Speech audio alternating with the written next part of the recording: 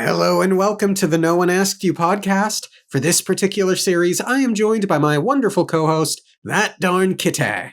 Dorkus and I are sharing our experience reading The Way of Kings for the first time. Each episode we will summarize what we've read and discuss the experience along the way. This is Storming the Archives, The Way of Kings, and today we discuss Chapter 73. Chapter 73. Trust. Chapter 73. Trust. Kaladin stands on Dalinar's staging ground, looking over the shattered plains. He feels nervous contemplating his newfound freedom, purchased with a shard blade. Syl asserts that Dalinar is a good man. She's watched him despite his shard blade. Something about shard blades feels wrong to her. Kaladin contemplates interfering with Dalinar's duel and Parshendi honor. He discusses whether or not a person can kill to protect. Syl had disappeared during the battle. He wonders if what he did was actually a terrible thing, having killed so many Parshendi. Dalinar appears. Dalinar had given the bridgemen excellent medical care before any of the wounded light-eyed officers had received any. The bridgemen have been offered money and freedom. Kaladin thinks a fair number of the other crews will, but more won't. His crew will follow his lead. Dalinar heard from his officers that Kaladin had given orders like a Light Eyes. Adolin is still bitter about their interaction. Dalinar explains his intention to stir things up around the camp, and how Elhokar thinks they won't last a week. He wants Kaladin and his bridge crews to protect them. Kaladin will augment Bridge 4 to become the Honor Guard. The rest will be trained as a spearman company. He insists on fair pay as well as a number of other necessities, primarily that Kaladin and his crew don't answer to any Light Eyes but Dalinar, his sons, and the king. Dalinar promotes Kaladin as high as he is comfortable doing, to rank of captain. He can't order lower-ranked Light Eyes around, but he doesn't have to take orders from higher-ranked ones either. Kaladin wants his soldiers assigned to patrolling. He expresses his concern over how the Parshendi showed him more honor than his own army. Dalinar gives Kaladin a cloak, marking him like unto a member of the family. Dalinar mutters that the Everstorm comes, though Kaladin seems to have missed the comment. Kaladin finds the barracks empty. The bridge crew is enjoying Rock's stew. The crew fawns over Kaladin's strange powers. They wonder if they could learn to do it too. They promise to help Kaladin learn the breadth of his powers, even if they end up being unable to learn how to do it themselves. Kaladin relaxes, finally feeling as if he'd been able to save someone. I think this is the last chapter we are doing as just a discussion going through all of the main beats. Everything after this is going to be read through. Yep. Exciting. It is so exciting. Mm-hmm. And this was a really wonderful cool-down chapter. We finally get Dalinar and Kaladin talking in some sort of meaningful way. Yeah, and we do get a little bit of the, how can I trust him? Damn it, I don't really want to kind of thing. But then the fact that Bro gave up a shard blade, it's very, very difficult for Kaladin to really get out or say Dalinar is a bad guy. So, yeah. but it's not like he's not like a fanboy right now, which we expected that. Yeah, I still very much want them to butt heads, but if there were anything at all worthy of making me understand why there wouldn't be outright hostility from Kaladin, it's that Dalinar would have given up a shard blade to save him. That really feels like it's the only possible way to have avoided that outright hostility. Yeah, would have? He did. Yes. He did. Yes. Even there is even a line where it's like he's like, oh well, people have done things for show, but at what point does just the show actually become reality? Like when you actually give up the shard blade, there is no denial. Yeah. There that it's not for show. That's a big deal. Sorry, it's just impossible. Yes. I have a long list of notes. I realize I haven't been writing notes as much the last handful of weeks, but I did have a few to go through. I was listening to the audiobook, and the line delivery in the exchange between Dalinar and Navani when Dalinar comes back to camp and Dalinar says something to the effect of, "You weren't even worried, were you?" Or something like that. And Navani responds with, "I was terrified." Right? That exchange? Yeah. My recollection is that in our read through, I fawned over that line, really liked it. And I believe I had interpreted that line as being genuine. So did I. Right. The audiobook performance, as I interpreted it, seemed to deliver the line in more of a witty banter kind of a way. Now, that's my interpretation of the performance. And I think Was it sarcastic? it felt a little sarcastic to me, yeah. And that is certainly a thing that Sanderson likes to do with his flirtatious scenes, particularly in this book, is that sarcasm and that banter. And it's not accurate to say it made me like it less because it doesn't. I still think my interpretation of the exchange as written is still mine to make. But it just is really interesting to me to have heard that line delivery. Does that make sense? Yeah. I wondered this week if shard blades are Parshendi tech from the Parshendi themselves. We are aware of the seeming tech disparity between buildings of Krem and excellent steel. We know in this chapter that Syl does not like shard blades, and we are supposed to believe for the time being that the Parshendi are the Voidbringers. So I wondered if shard blades are Parshendi tech. Do you have a thought there? It would make sense if we are considering Parshendi Voidbringers, because when people are killed with shard blades, okay, so if you put together the whole idea that you said Parshendi, the Parshendi tech is they came up with the shard blades or they got the shard blades somehow. When they kill someone, their eyes burn out and like become voids. They go black. So that's what I'm thinking of, like using shard blades. Is shard blades are actually void bringers if you think about it. Interesting. They bring those voids into people's eyes when you kill them. Right. And it is emphasized in many of the Dalinar fighting chapters that is what happens to the Parshendi after they are killed with the shard blades. Yeah.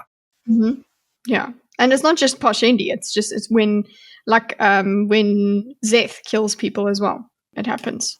Yeah. Yeah, but then again, as the tech disparity is like, okay, well then they've got some sort of secrets underground, secret technology underground. But then there's also the idea of like, how do you make shard blades? It feels like they are bestowed upon people. I mean, I think they're Cosmere tech. I don't think they are from Roshar, kind of. I think they might have been brought by the Heralds, possibly. Yeah, well, the Heralds have their own blades, that aren't shard blades. There's something more. More is the big word there, though. And then also where so you would think, I thought that shard plates and shard blades come together. That's the whole the combination, but it seems like Syl has more of a problem with the shard blade than the shard plate. So they might not actually be the same thing, if you know what I'm saying, of the same vein, I suppose. I don't know, but interesting. So I forget if we discussed it or not. Is Yasna aware of evil Taravangian? We did discuss it. We just don't know. Gotcha. We said maybe she is, and she's pragmatic about it because she wants to study the people. Right. So would Yasna be okay with killing non-criminals, the homeless, for the sake of these things? I don't think so either. I don't think so. I think she would be okay with like criminals and that sort of thing. Maybe that's what she thinks. Maybe she doesn't know the extent of it. Maybe she thinks, but then again, if she did know about it, why couldn't she just give those thugs to Taravangian? Right. For study. She killed them herself. Yeah. Right. I don't think Yasna knows about Zeth because Yasna would be pissed to find out that Zeth is being sent after her uncle.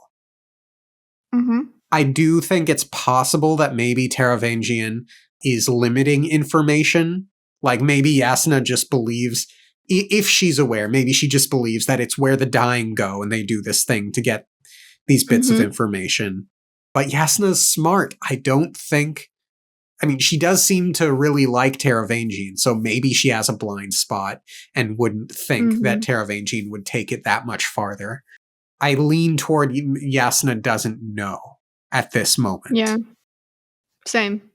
You had made a point, and I don't know what I was thinking at the time, but I didn't, I think, properly respond to you at the time. You were talking about how Taravangian promotes the idea that he is simple.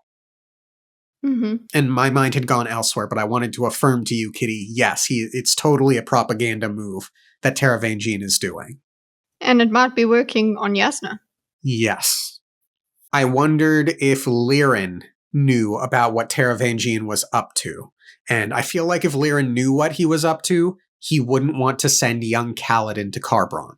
Because Liren studied in Kharbranth as well, yeah? I think Kaladin had mentioned that. I was trained by a surgeon who studied in the halls of whatever. Editor Dorkus here to also point out that if Liren did study at Kharbranth, the death rattles would have started long after he left, so there's no reason to think that he would have known about them. But he himself might not have gone to Kharbranth. He might have just been trained by someone from Kharbranth. Ah. Interesting. Okay. But yeah, I feel like if Liren was aware, then he wouldn't. I wondered, is it a coincidence that both Yasna and Shallan can do this thing and that they came together? Or was Shallan's path guided invisibly toward Yasna for the sake of bringing them together and making another sect of radiance in some way?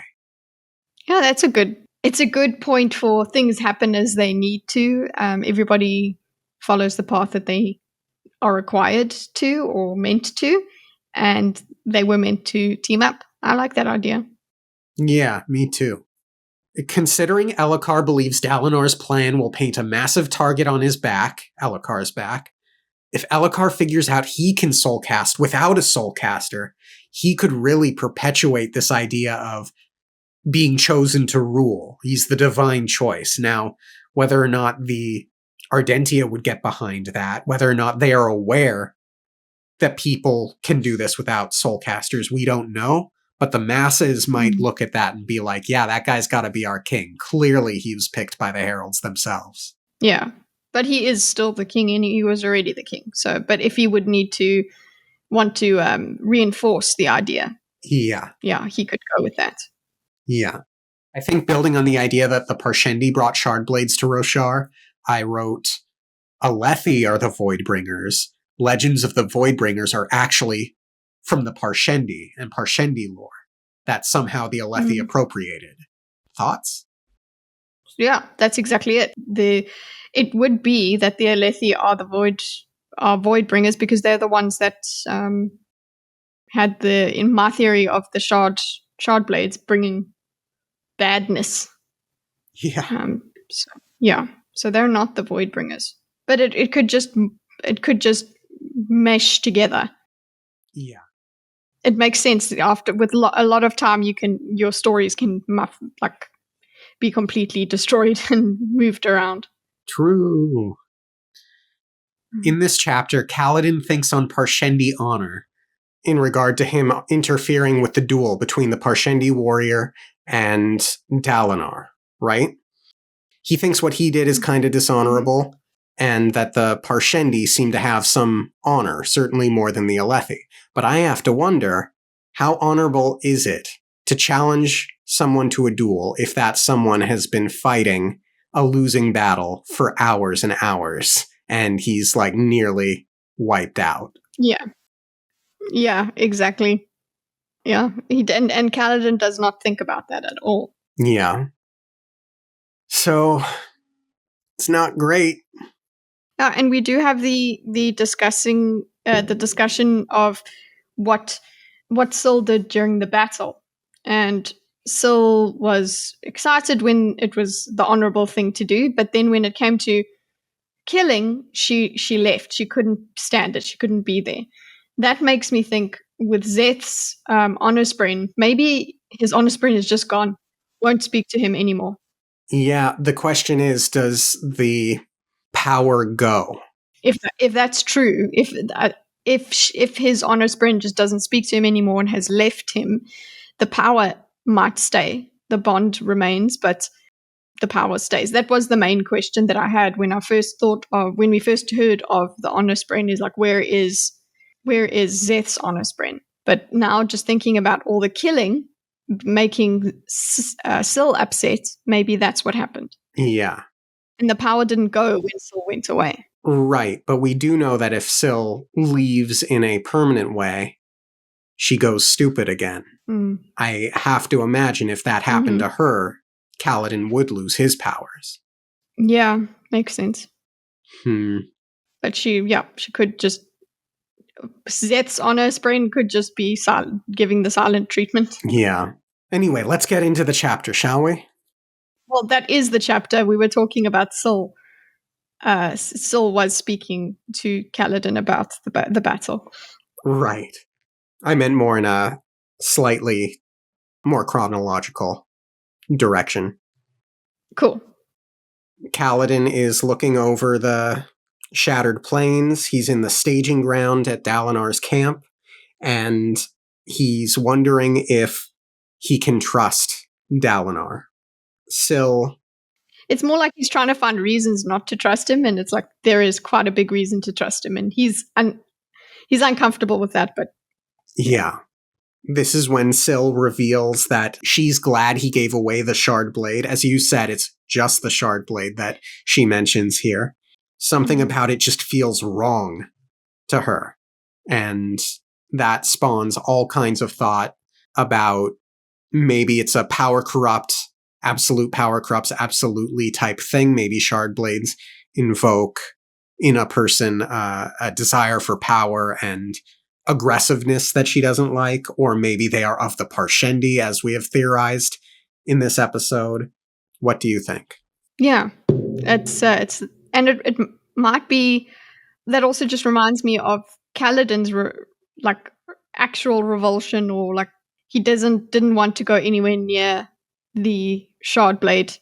He didn't want to take it back in the past, and yes, that was because of his friends dying and all of that stuff. But I wonder if that's also something to do with Syl. Right. Because he had the idea that he was like, it doesn't feel right. It feels wrong. And yeah, the rational, the thoughts on top of it were his friends, but it might be something else. Or does Syl's aversion to the shard blade, is that just because of Kaladin's aversion to the shard blade? Who's influencing who? I don't know. Now, that's a good point, though. How much of what Kaladin does influences Syl? Because we've certainly got Syl being a good influence on Kaladin, but we know this is a mutually beneficial relationship.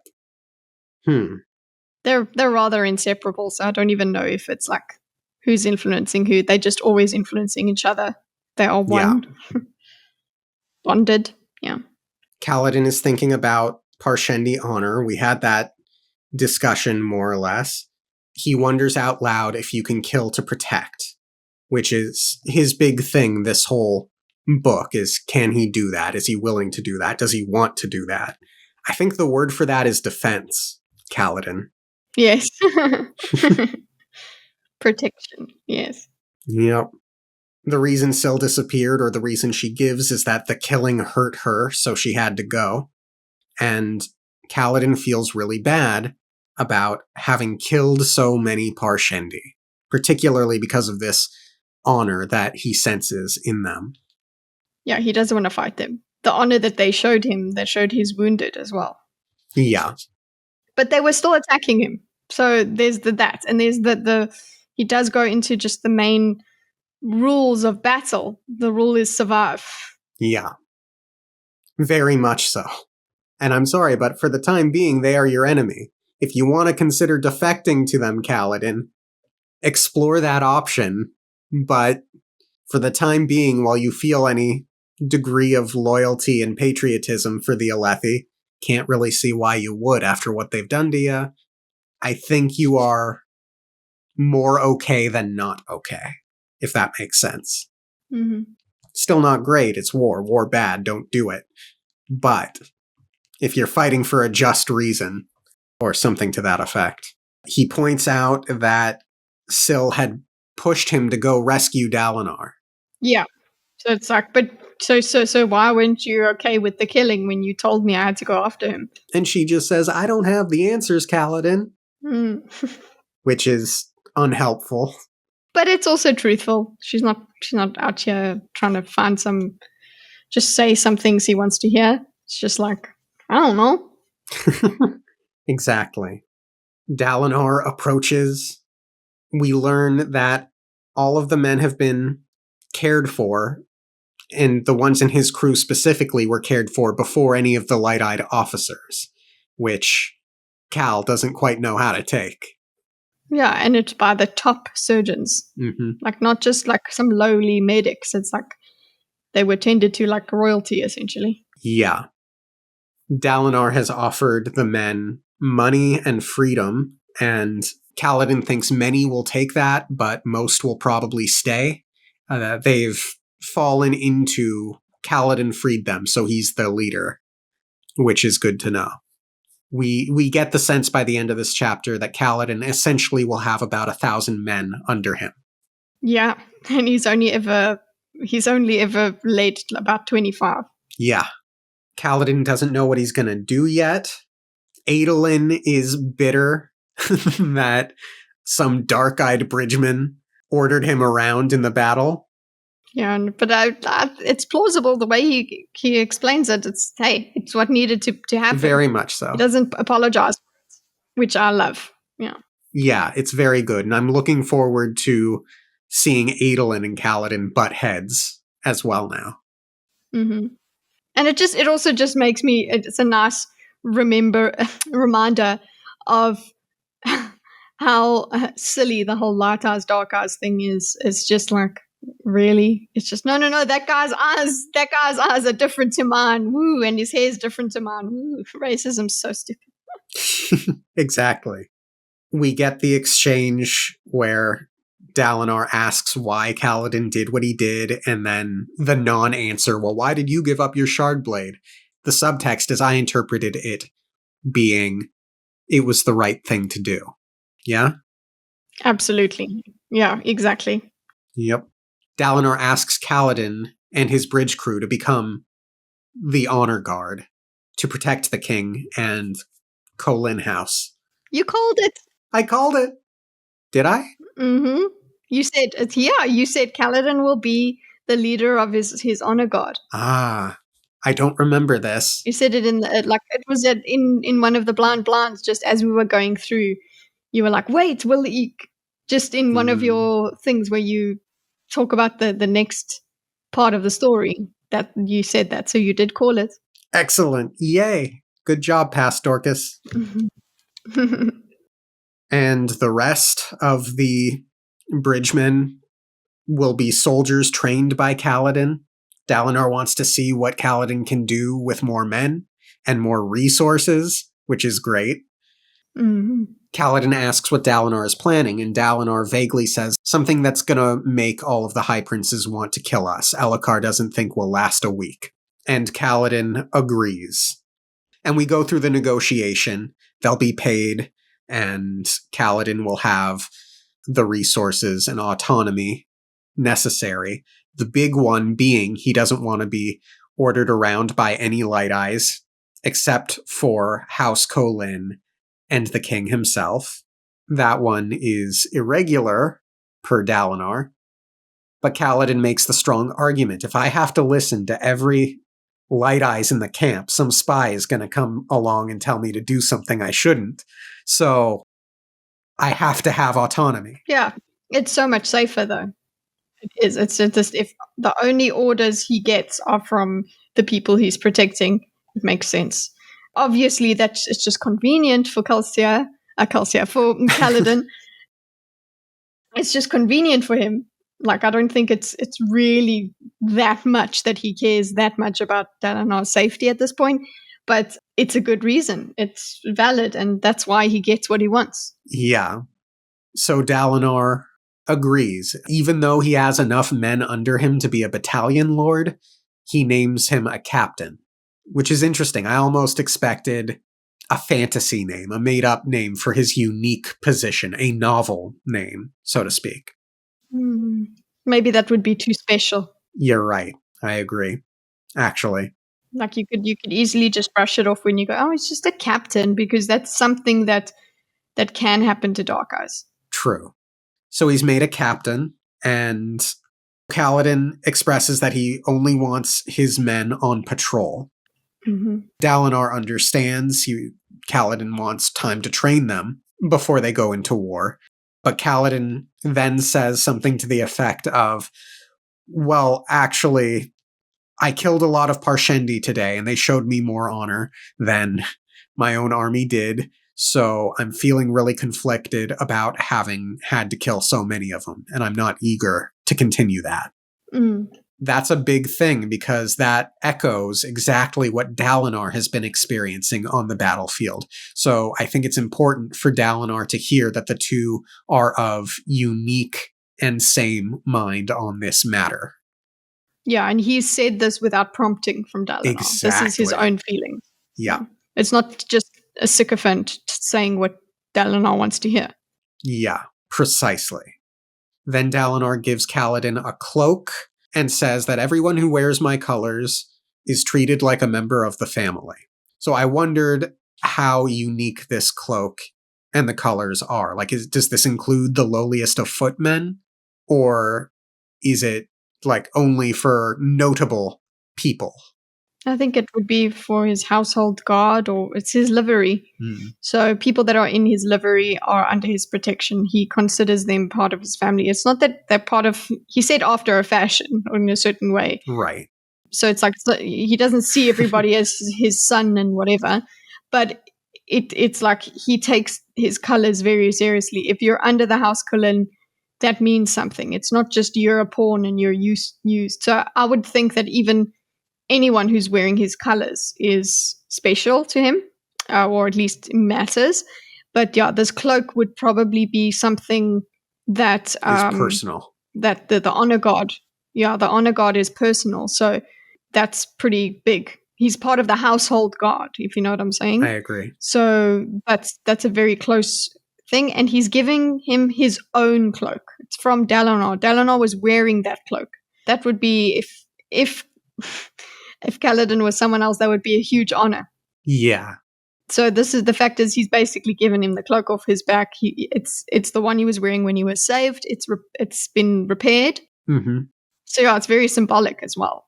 So not only is it about the color, it's the fact that Dalinar has given him his own cloak, his own whatever. Right. I think it's great, but I don't think Kaladin's like, yeah, that's cool, but he doesn't realize how good he has it yet. Yeah. Which I understand. I understand him being hesitant. I agree. So then they part ways. Kaladin goes back to the barracks where he expects the men to be asleep, but they're all having stew. Yay. Very sweet scene. Yeah, so warm. Quite. And everyone wants to know what the deal is with the power. Yeah, they're he's bombarded with questions. It's crazy. And I love how he really expects them to be scared and whatever. And it's just like, no, that's pretty cool. It's helped us. Yeah. It's great. And like, it's not that deep, Kaladin. He's like, oh, I'm cursed and whatever. He went through all of that. And they're just like, well, yeah, but we know. And also they know Kaladin. They know him. He's still Kaladin with the power. Yeah. It works. They want to be like him. It's so good. Yeah, and they all want to learn how to use the power too. If they can, they're willing to experiment. And even if they can't, they're willing to help Kaladin figure out his powers because they're a part of him. And it's really emphasized. These folks have become a family. In fact, there was a specific portion that stood out to me. But we want to help, Scar said. Even if we can't learn it, this thing is part of you and you're one of us. Bridge 4, right? Yeah, Bridge 4 forever, although they're no longer bridgemen. Yep. Lopin's thinking about using the power to pick up girls. That's great. Yeah, that's exactly what people do. Yep. Yeah. And then they enjoy the stew. You're glowing. I must now kiss you. I loved it. Very funny. And then they enjoy the rest of the evening. Kaladin finally feels relaxed. He finally feels as if he has saved people. Yeah, it's really great for him to end on that. It was like, you've saved people before. You've the fact that they're alive now is just from the latest saving. You've saved them many, many times. But this is just the first time that you've realized it. Yep. Ah, gosh. Very wonderful coming down period. Very happy for them. Great little interactions as well. I love Rock in this as well. Because it's just like, we'll throw you off a cliff to see what happens. And actually, Sigzil. we have kind of had him thrown over a cliff. Yes. He actually has done that. But, Yeah. Some Sigzil. And then Sigzil's going to be all scientific about it. We have to see how fast you can go, how much you can carry, how long you can hold your breath, all these kinds of things. Yeah, they have, because they don't have the training. They're basically, they're trying to figure it out from zero. It's very dangerous, but this is what they need to do, and it's great. Yep. I wonder if we just get basically not even a montage of it, but in the next book where we just get the cliff notes about what they did and how they know stuff. Yeah. I think I would actually like to see it instead. I want to see the experimentation. Yeah, that would be fun. I wouldn't want it to drag on too long, but I wouldn't mind at least one chapter dedicated to it. Like a flashback or something, yeah. Anything else to say, Kitty? Like the video. If you like. Thank you all for tuning in. Have a great rest of your week. Subscribe to that Don Kitty if you get a chance, because she's got a great channel. Subscribe to this channel because you already know it's great. It would be greatly appreciated. There's also a Discord if you feel like joining. And we'll see you next time. Okay, thanks, bye. Thanks, bye.